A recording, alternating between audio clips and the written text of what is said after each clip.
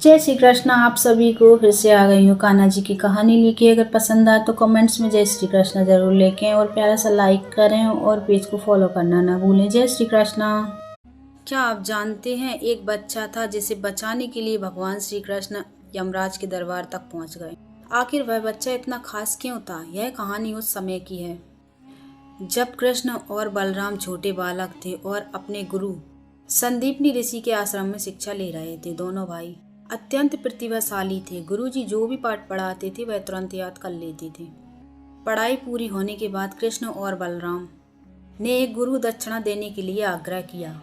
तब संदीपनी ऋषि और उनकी पत्नी ने कहा, उनका एकलौता पुत्र प्रवास के तट पर स्नान करते समय समुद्र में लापता हो गया था और वे वही पुत्र वापस पाना चाहते हैं। यह सुनकर कृष्ण और बलराम ने बिना एक पल गवाए उसी को गुरु दक्षिणा के रूप में स्वीकार कर लिया। दोनों प्रवास तट पर पहुंचे, जहां उन्हें पता चला कि संदीपनी का पुत्र समुद्र में डूबा और उसे पंचजन्म नाम का समुद्र का एक असुर निगल गया था।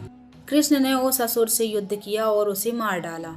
उसके शरीर से उन्हें दिव्य पंचजन शंख मिला, जो बाद में कृष्ण का प्रसिद्ध शंख बना।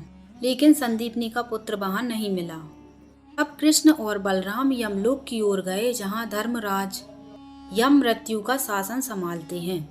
यमलोक पहुंचकर कृष्ण ने यमराज से विनम्रता से कहा कि वह गुरु संदीपनी के पुत्र को वापस लेने आए हैं ताकि वो गुरु दक्षिणा पूरी कर सकें। यमराज ने कृष्ण की दिव्यता और उनके उद्देश्य को समझा। उन्होंने बताया कि छोटे बच्चों की मृत्यु कर्म के कारण नहीं होती, इसलिए उनके जीवन को वापस देना संभव है। कृष्ण की भक्ति, विनम्रता और गुरु के प्रति समर्पण देखकर यमराज प्रसन्न हुए और तुरंत संदीपनी के पुत्र को जीवित कर दिया। कृष्ण और बलराम उस बालक को लेकर वापस गुरु आश्रम पहुंचे। तब संदीपनी और उनकी पत्नी ने उनके पुत्र को जीवित देखा तो उनकी आंखों में खुशी के आंसू आ गए। उन्होंने दोनों बालकों को आशीर्वाद दिया और कहा कि दुनिया में शिक्षा की सबसे बड़ी शक्ति केवल ज्ञान नहीं बल्कि अपने गुरु के प्रति निष्ठा और समर्पण है। यह घटना इतिहास में गुरु भक्ति और कृष्ण के करुणामय स्वरूप का सर्वोच्च उदाहरण मानी जाती है, जहां स्वयं भगवान ने गुरु दक्षिणा के लिए यमलोक तक का मार्ग तक पार कर लिया। एक बार कमेंट में जय श्री कृष्ण जरूर लिखें।